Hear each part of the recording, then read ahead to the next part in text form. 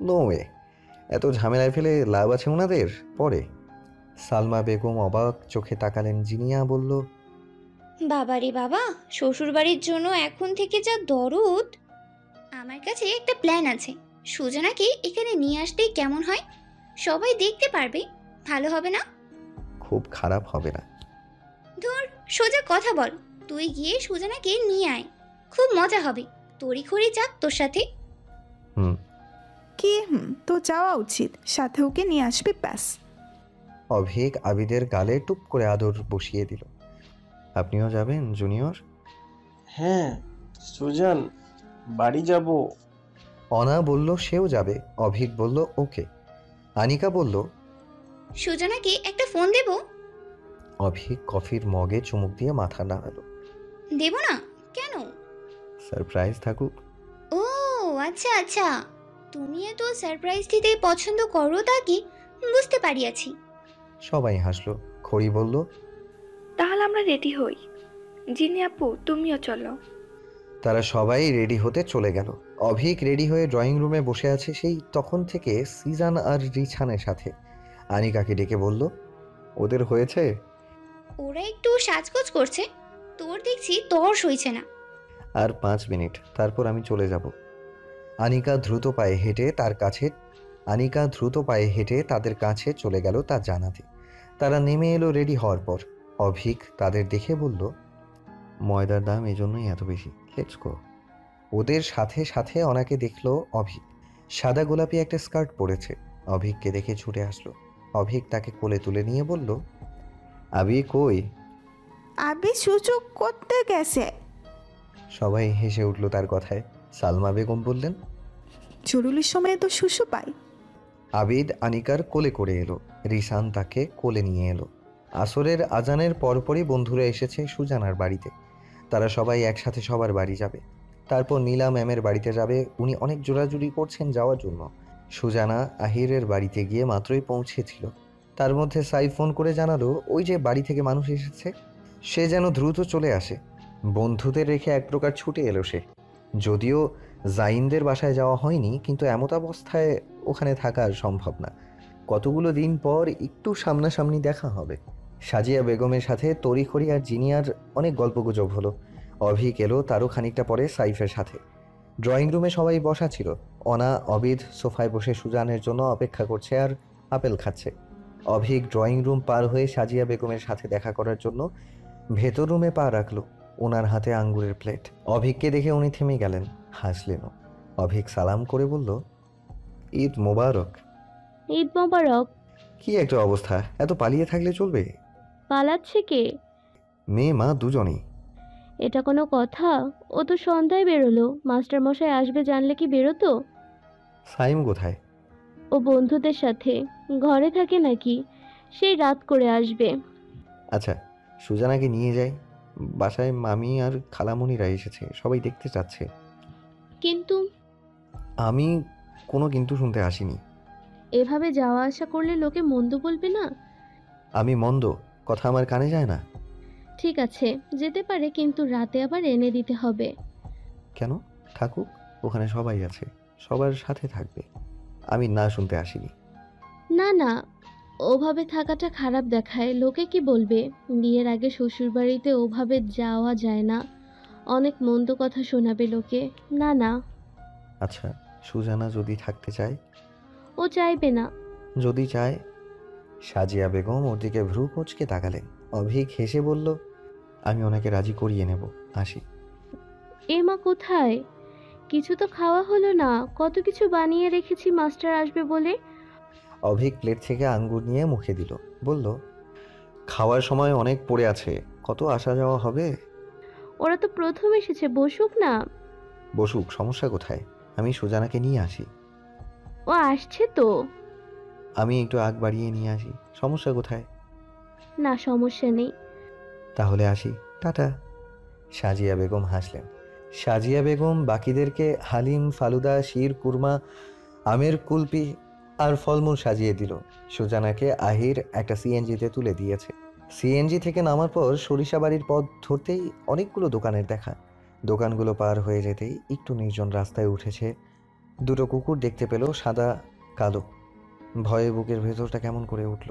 সড়ক বাতির আবছা আলোয় দেখতে পেল একটা গাড়ি ধেয়ে আসছে তার দিকে। কিছুটা দূরে সেটি থেমেও গেল। সুজানা হাঁটা বন্ধ করলো না। সরু চোখে তাকাতে তাকাতে দেখতে পেল গাড়ি থেকে অভিক নামছে। সুজানা তারপর থেমে গেল।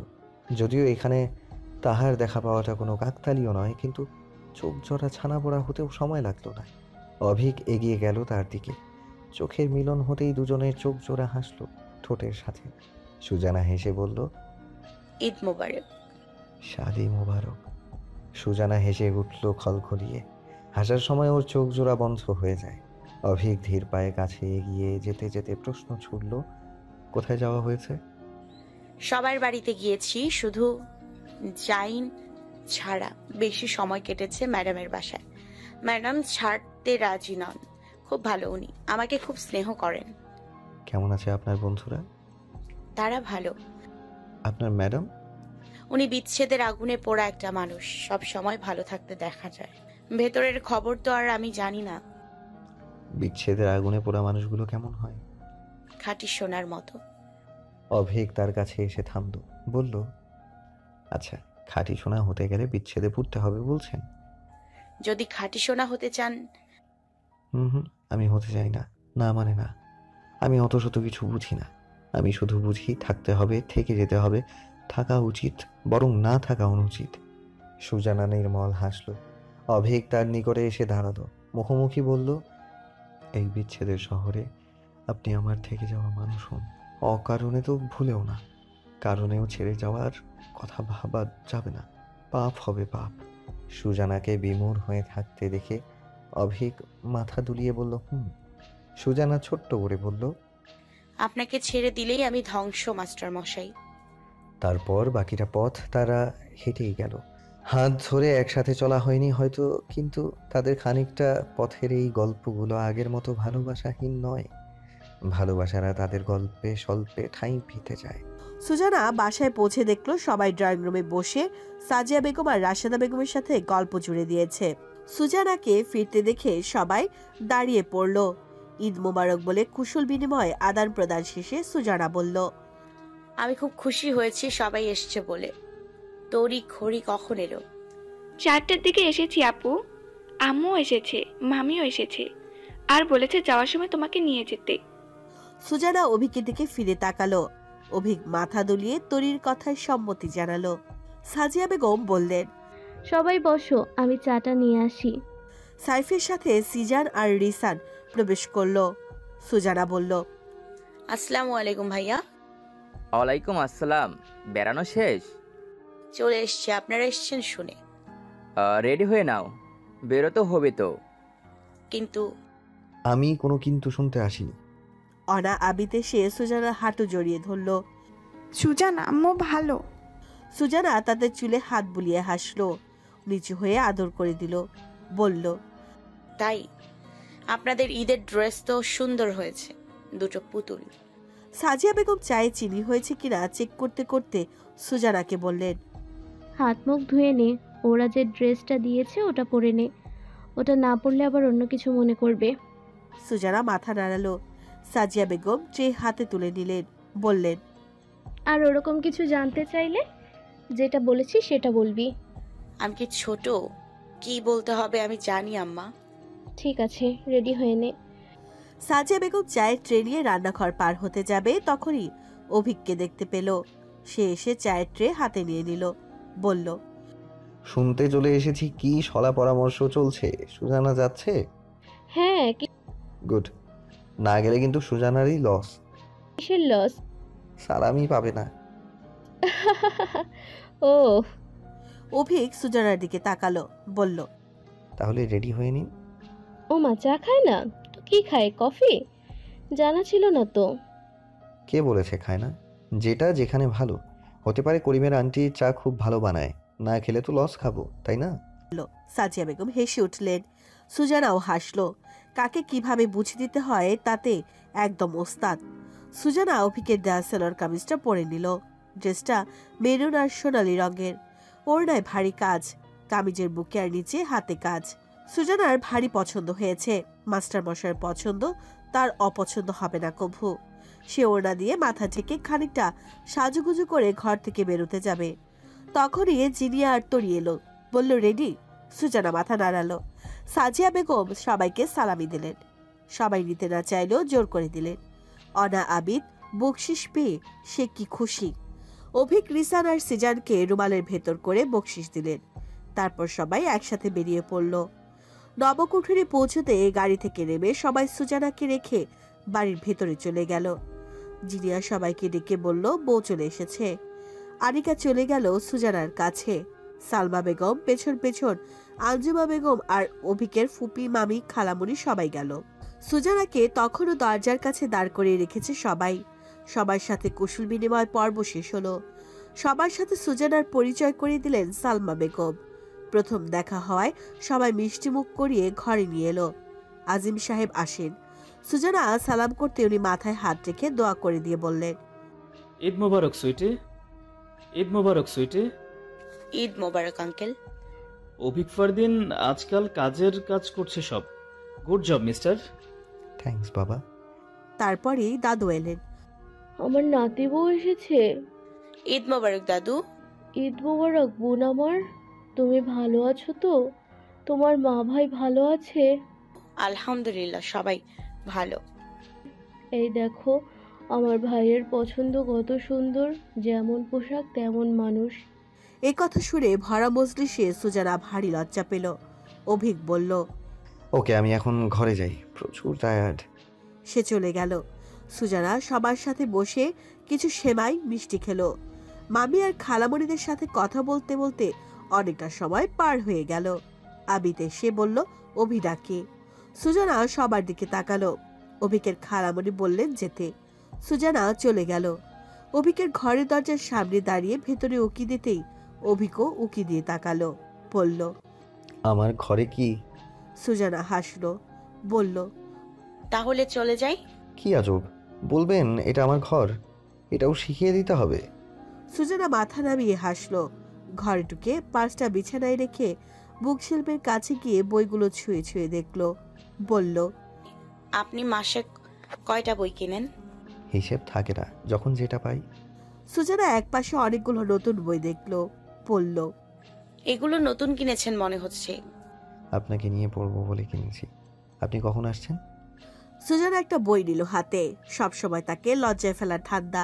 বইয়ের পাতা উল্টাতে উল্টাতে বলল, এই বইটার অর্ধেক আমার পড়া হয়েছে। আমার 3টে প্রশ্নের উত্তর দেয়া বাকি, মনে আছে? সুজানা বইয়ের পাতা থেকে চোখ তুলে ঘাড় ঘুরিয়ে তাকালো। হ্যাঁ, খুব মনে আছে। কয়টার উত্তর পারবেন? 3টার। সিরিয়াসলি? জি, কিন্তু এখন জানতে চাইবেন না। কেন? সুজানা বইটা দিয়ে মুখ ঢেকে হাসলো। অভিক বইয়ের অপর পাশে তার কপাল ঠেকিয়ে বলল, ঠিক আছে, আপনার সালামিটা নিন এবার। সুজানা বইটা ধীরে ধীরে নামালো। দেখলো একটা চকচকে 1000 টাকার নোট। সুজানা নিল। বলল, আম্মা দিয়েছে বলে শোধ দিচ্ছেন? কি আজব ব্যাপার স্যাপার, আমি আমার বউকে সালামি দেব না? যতই হবু হোক। আপনার আম্মা কি দিল সেটা তো আমি খুলেও দেখিনি, এখন দেখি। ওয়েট। অভিক তার পাঞ্জাবিটা নিল। পকেটে হাত ঢুকিয়ে রুমালটা বের করে সুজানার কাছে চলে এলো। রুমালের ভাঁজ খুলতে দেখলো দুটো 500 টাকার নোট। তারপর রুমালের হাতের কাজ করা তোলা ফুল আর সুতো দিয়ে লেখা জামাই রাজা। অভিক হাসলো। সুজানাকে দেখিয়ে বলল, কি সুন্দর, এটা আমি খুব যত্নে রাখবো। আম্মা এটা রমজানে বসে বসে তুলেছে, আমি দেখতে চেয়েছিলাম, দেখাইনি। আম্মা করিমকে খুব ভালোবাসে। জরিনার মতো? সুজানা বই দিয়ে মুখটা আবারও ঢেকে নিল। বাইরে থেকে হাসাহাসির আওয়াজ ভেসে এলো। আনিকা বলল, আসা যাবে? সুজানা অপ্রস্তুত হয়ে অভিকের দিকে তাকালো। অভিক বলল, আসা যাবে না কেন? না মানে আমরা ভুল সময় টময় এসে পড়িনি তো। সব বাজে কথা। ওরা ঘরে ঢুকলো মিটিমিটি হেসে। সুজানা বলল, আপনারা হাসছেন কেন? এমনি এমনি। সিজানের বউ তারিয়া বলল, নতুন বউ কোথায়? আনিকা সুজানাকে দেখিয়ে বলল, এইটা। সুজানা সালাম দিয়ে জড়িয়ে ধরল। কোলের বাবুকে দেখে বলল, বাবু তো ঘুম। হ্যাঁ, আমি বাবুর সাথে রুমে ছিলাম, ঘুম চলে এসেছিল। আপনি এসেছেন শুনে চলে এসেছি। তরিয়ার খড়ি বিছানায় উঠে বসলো। অভিকের ফোন নিয়ে। সবাই বিছানায় গিয়ে বসলো। সুজানা বইটা সেলফি রেখে তাদের সাথে বসলো। দরজা ঠেলে অনা আবির চলে এলো, সেন্টু গেঞ্জি গায়ে। গরমের কারণে ঈদের জামা কাপড় খুলে ছুঁড়ে ফেলেছে। দুজনেই বিছানায় উঠে সুজানার পাশ ঘেঁষে বলল। আরিকা সুজানাকে দেখিয়ে জানতে চাইল। কে এটা? সুজান, আর কি? আর টিচার আর অবির বউ। সবাই একসাথে হেসে উঠল। এসব ট্রেনিং দেওয়াও হয়ে গিয়েছে, ব্রাভো। জিনা ওর ড্রয়ার থেকে লুডো বোর্ড বের করলো। ব্রো, চলো লুডো খেলি। আমি, তুমি, ভাবি আর তোমার বউ। কি একটা অবস্থা! এখনো বউ হয়নি, বউ বউ শুরু করে দিয়েছো। বউ হয়ে গেলে তো তখন কি বলবে? স্ত্রী। জিনিয়া ওর ড্রয়ার থেকে লুডো বোর্ড বের করে বলল। সবাই আবারও হেসে উঠল। তানিয়া বাচ্চা নিয়ে বসে থাকলো। জিনিয়া কাগজে 1 2 3 4 লিখে লটারি দিল। 1 আর 2 এক পক্ষে থাকবে, 3 আর 4 অন্য পক্ষে। লটারিতে সুজানা আনিকার সাথে পড়ল, অভিকার জিনিয়া অন্য পক্ষে। তনি ফোনে মনোযোগ রেখে পড়ল। এর পরের বার তারাও খেলবে। খেলা শুরু হলো। শুরুতে স্বাভাবিক খেলে যাচ্ছিল সবাই। সুজানার সব গুটি ছক্কা দিয়ে উঠে গিয়েছে, অভিকের একটাও না। সে মন খারাপ করে বলল, এটা কোনো কথা? আজ তোরা হারবি, দেখে নিস। খেলার মাঝপথে জিনিয়ার গুটি কেটে দিল আনিকা। তারপর পরপর সুজানাও কেটে দিল। সে অভিককে বলল, দেখ, তুমি কোনো খেলাই পারো না। তুই খুব পারস, দেখতেই পাচ্ছি। একদম ওরকম বলবে না। আজ হারলে তোমার জন্য হারবো। মাথা নষ্ট হয়ে গেল দুজনের। সুজানা হারলে চলবে না। অভিক চুপচাপ খেলছে। তার হার জিত নিয়ে সমস্যা নেই। জিতলেও সে জিতবে, হারলেও সুজানা জিতবে। সমস্যা কোথায়? কই বাত নেহি। তারপর ঘ্যাচাং করে সুজানার তার একটা পাকা গুটি কেটে দিল। অভিক হা করে তাকালো, বলল, how selfish you are Susanna. আমি আপনার একটা গুটি কাটিনি কিছুক্ষণ আগে। কি? গুটি কাটুনি? বলে ঠাস ঠাস অভিকের বাহুতে মেরে দিল। অভিক বলল, সুজানা, এটা কি করলেন? আপনার জন্য কতগুলো মার খেলাম। আমি কি বলেছি আমার দিকে টানতে? বইয়ের দিকে টানছে অসভ্য ছেলে। তুমি আর একটা গুটিও সরাবে না। তোমার গুটি আমি চালাবো। Okay fine. শেষমেশ সুজানা আর আনিকায় জিতল। আনিকা সুজানাকে জড়িয়ে ধরে বলল, ভালো মেয়ে। আমি গুটি কাটিনি বলে জিতেছেন। কাটেননি কেন? আমি বলেছি। কি আশ্চর্য! যার জন্য চুরি করি সেই বলে চোর। সবাই একসাথে হেসে উঠল। খাওয়া দাওয়া শেষে সুজানা বেরোনোর জন্য তৈরি হলো। সবাই একে একে বকশিস দিল। সুজানা লজ্জা পেলে সালমা বেগম ধমক দিয়ে বললেন, আনিকা নিতে ভাড়ামো করেছে। তোমার এই সমস্যা কেন? খুশি হয়ে দিচ্ছে নাও। সুজানা ভয়ের চোটে নিঃশব্দে নিয়ে নিল। বকশিস না নিতে কে চায়? একদম ফ্রেশ নতুন টাকা। মমতাজ বেগম সুতির রুমালে করে সুজানাকে বকশিস দিয়ে বলল, 3 নাতি বউয়ের জন্য বকশিস রেখেছিলাম, 2 টুকু দিয়ে দিয়েছি সকালে।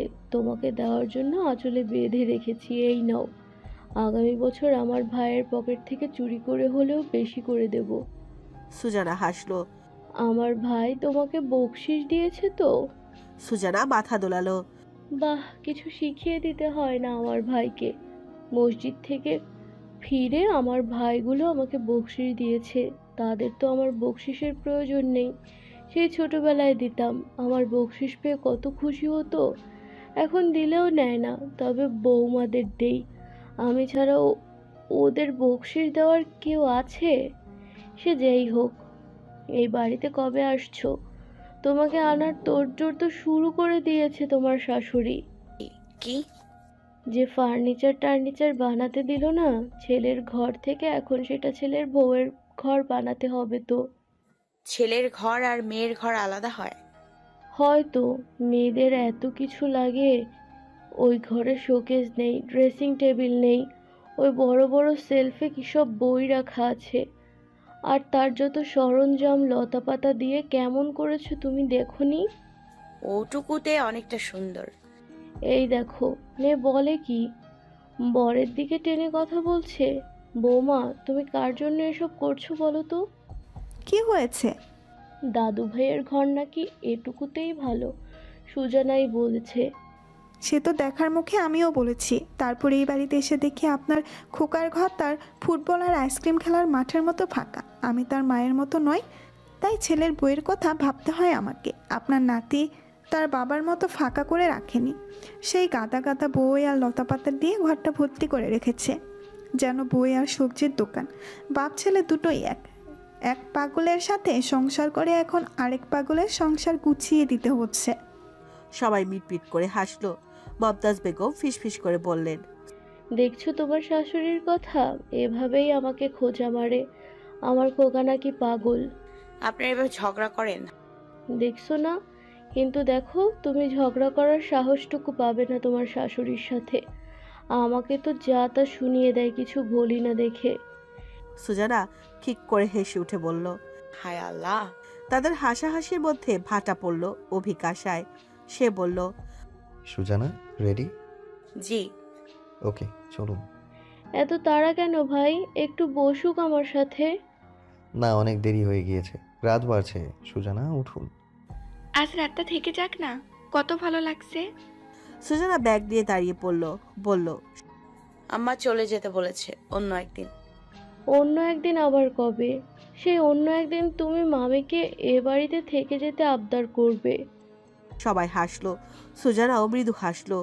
সবার কাছে বিদায় নিয়ে বাড়ি থেকে বের হওয়ার পথে সালমা বেগম বললেন, তোমার মা সবসময় চেয়েছিল, সময় দিয়েছি। তুমি ওনাকে বলেছ বিয়ের সাথের কথা, পড়াশোনা শেষ করার পর ভেবে দেখবে।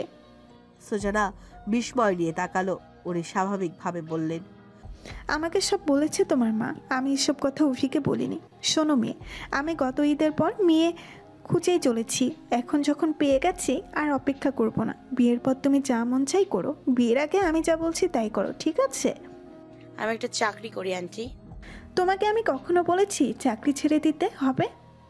না। তাহলে চাকরির কথা উঠছে কেন? তোমার বর বউয়ের সম্পর্ক ঠিক রেখে যা করার করো।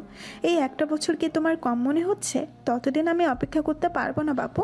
যা বলার তোমার মাকে বলে দিয়েছি, এবার তোমার মায়ের সিদ্ধান্ত। অভিক এসে বলল, মা কি কথা বলছো এত?